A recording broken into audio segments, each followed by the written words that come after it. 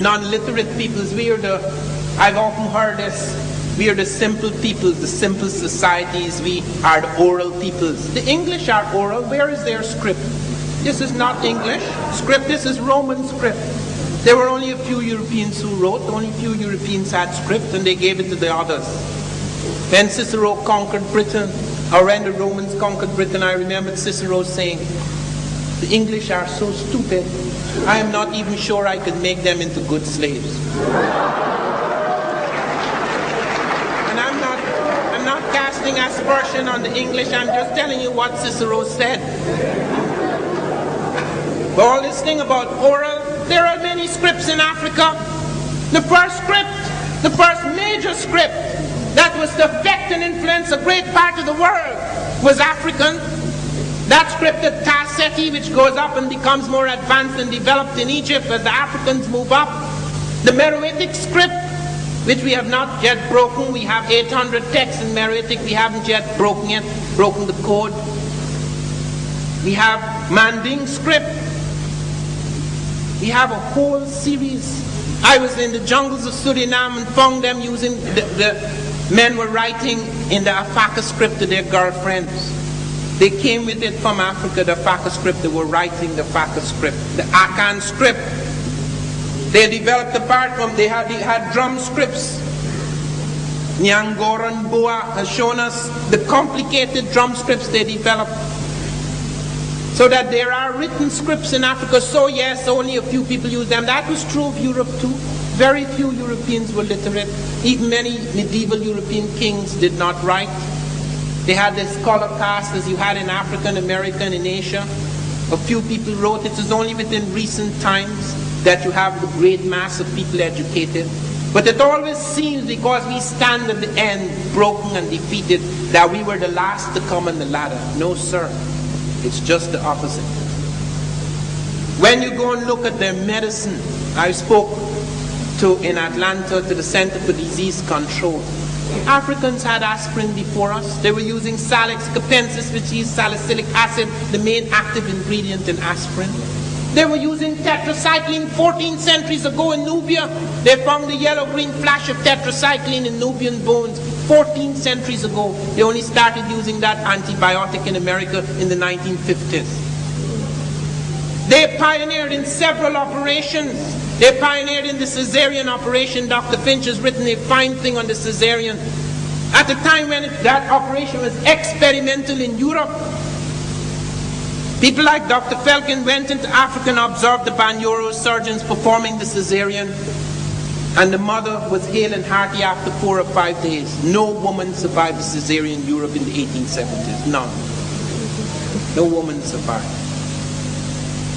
And they observed the operation, the way they stitched, the way they opened the belly, the kind of instruments they used. They observed they were using one of the instruments, the cautery iron, with such fantastic skill. It was very minor tissue damage. It could cause great ruptures in the European hospitals. They found that Africans were using both anesthetics and antiseptics in their operating theaters at that time, when in Europe, Lister had only introduced antiseptics 2 years earlier than the witness of this operation, which the witness said must have been going on for quite a while, because the Africans were performing with routine skill what was then experimental surgery in Europe. In the 13th century, they were performing eye cataract surgery in Chennai. But when we learn about African medicine, they go to the quacks because it's exotic and primitive and nice. So you go and you picture the quack. That's why the camera lies.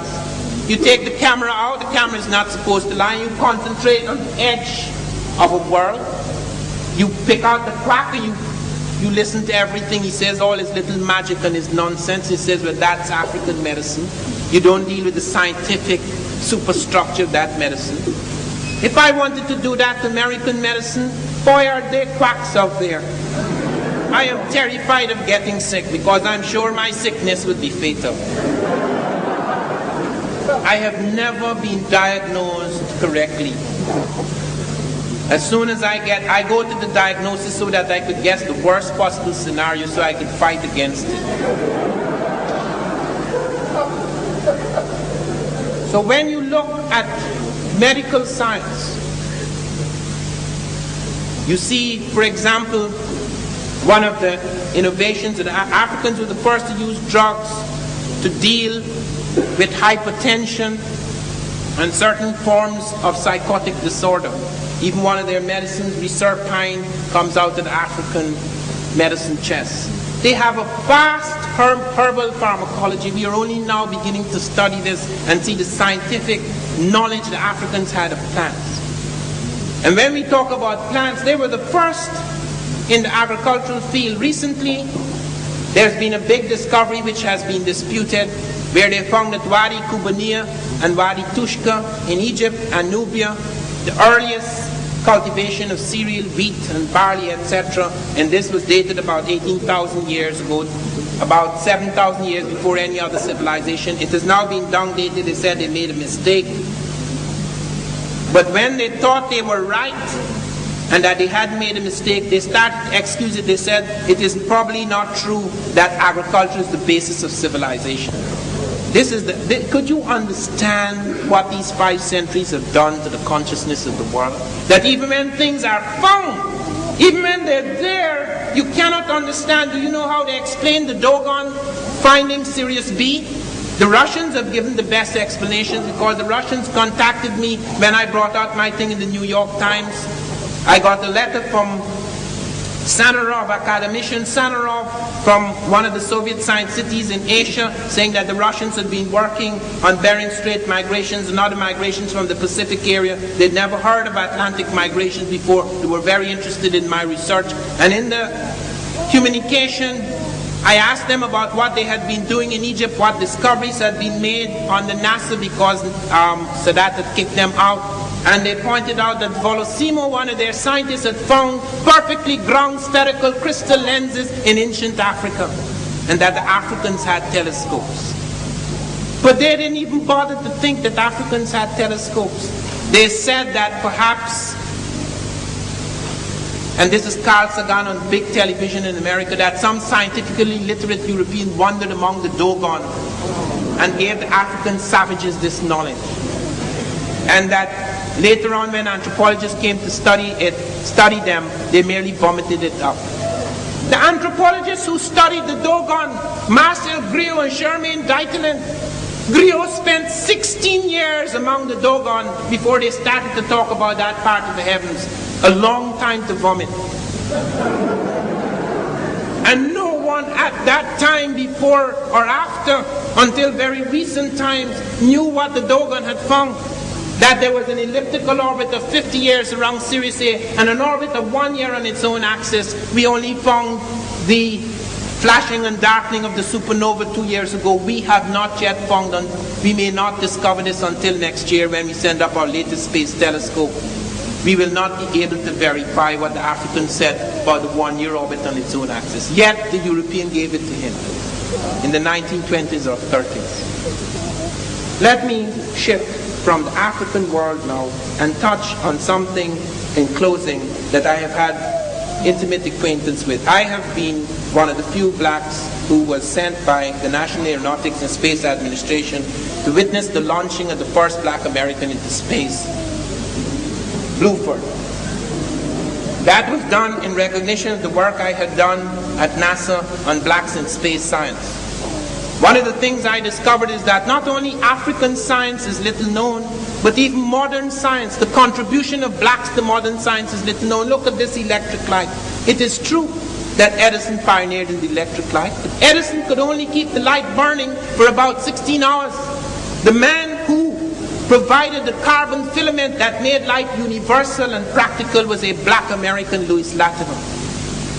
He literally lit London and New York. He actually supervised the lighting. He wrote the first book on incandescent electric lighting. We don't know nothing about him. A man who was to transform the economies of Britain and France in the sugar industry, the man who invented the sugar machine, which on the principle which we use today in taking those sugar crystals, taking the cane juice and transform them into sugar crystals, is a black West Indian, Jan Mansalaga. The first man mass-produced shoes in the world. They used to take a long time to produce a shoe by hand. The first shoe-making machine, mass production of shoes, it was called the niggerhead machine, after its inventor, a black West Indian. Well, African. I'm just putting him back in